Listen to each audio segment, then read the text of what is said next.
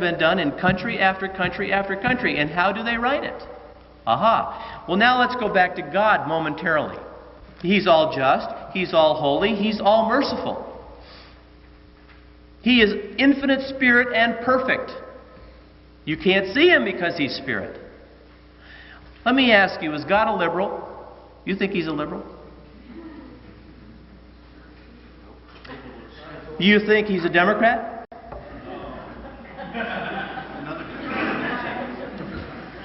Do you think God is a moderate Republican, a la Bob Dole? Or do you think God is like a conservative Republican like Rush Limbaugh? I think you're getting my drift. God is an all or nothing God. God is pure and perfect light. And Jesus Christ came as a light to represent God the Father in this world. And he was perfect. He was perfect. But you see, Jesus is gone now. He's gone back to heaven. So we can't see Jesus the human, this cosmic Christ that they're talking about. So we got to start getting back to reality here, that God is really God. And every time that they twist a rule, every time that they make a law, every time that they allow a little what they call tolerance or diversity and unity or whatever it is an application to demonism on our God, the Blessed Trinity.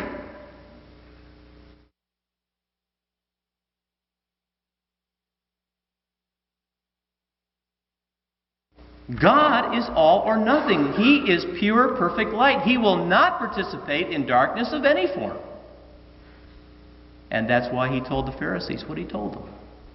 What did he tell them? Your father is the devil. But you don't hear that in church. Now, the difficulty with us is we look at people and we say, well, you look like me. Well, this is the way it used to be. It's not like this anymore. We used to look at people and say, well, he looks like a man, I'm a man, and she looks like a gal, and, she's a gal. I'll tell you why it's not like that anymore, because when I go walking around a mall, I see people with with rings in their nose, and rings in their ears, and rings in their bellies, and rings in their elbows, and I know they don't look like me.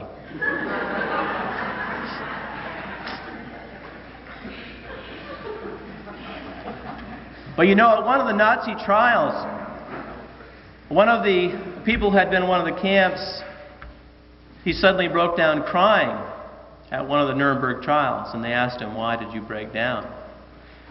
And he said, I looked on the witness stand and he said, I realized that man sitting there who persecuted us and killed us is just a man. You see, communists are just men and women who believe something different. What is it that they believe different? And of course, that's the question. You see, this fight, this battle that we're in, as much as I detest abortion, it's not about abortion. And as much as I detest war, it's not about war. And as much as I detest liberal thinking and so on and so forth, it's really not about that. What it's all about is this age-old battle of Lucifer versus Christ. Lucifer has his own church, you see, and God has his. And if Lucifer can assign more people to his church who really don't know they've joined the church, he's being very successful. And if he can keep people in God's church immobile so that they don't even think that there's a war going on, and God forbid there be a militant church, God forbid that the crusade be fought to save Western civilization, well, then everything is okay, because most of the world is working for Lucifer.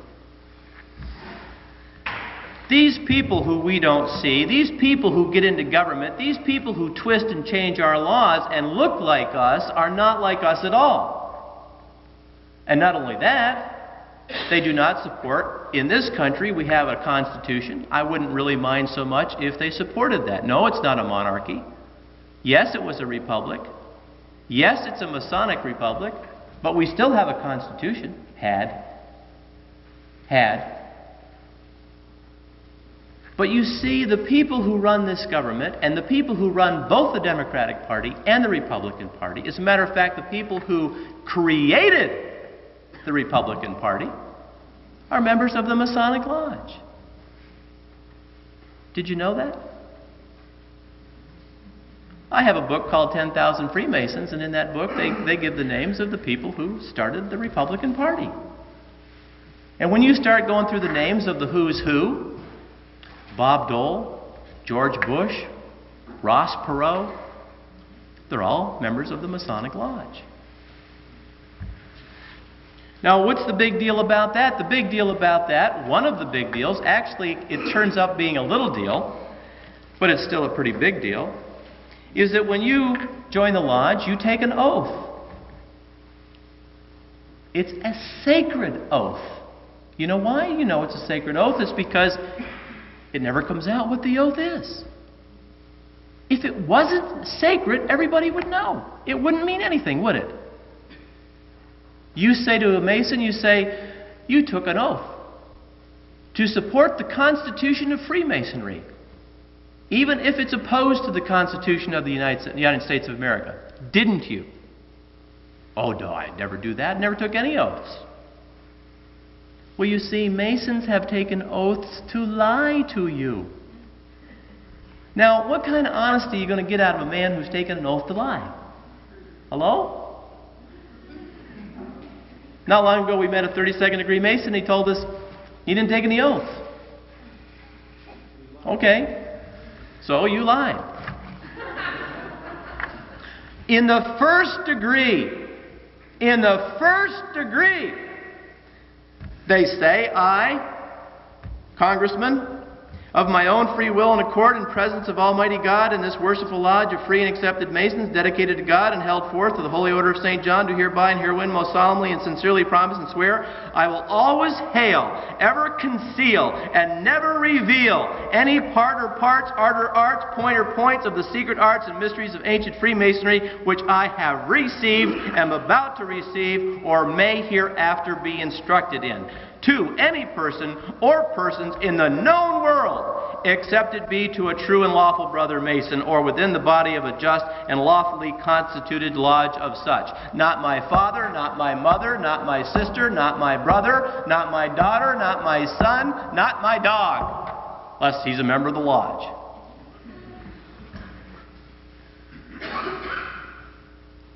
In the third degree, the Mason promises, he says, further do I promise and swear I will obey all regular signs, summonses, or tokens given, handed, sent, or thrown to me from the hand of a brother Master Mason. Furthermore, do I promise and swear that a Master Mason's secrets given to me in charge as such, and I knowing them to be such, shall remain as secure and inviolable in my breast as in his own. When communicated to me, murder and treason accepted, and even they left to my election. You wonder why these congressmen run around with their pants down, then pull their pants up and protect this one and protect that one and hide this guy away, give this one his retirement fund, get him out. It's always going to be a cover. These guys have taken an oath to cover. There is no Republican Party. There is no Democratic Party. There never was a party except for the Masonic Party. There is no ABC. There is no CBS. There is no NBC. They all came out of David Sarnoff's RCA, who was a Mason.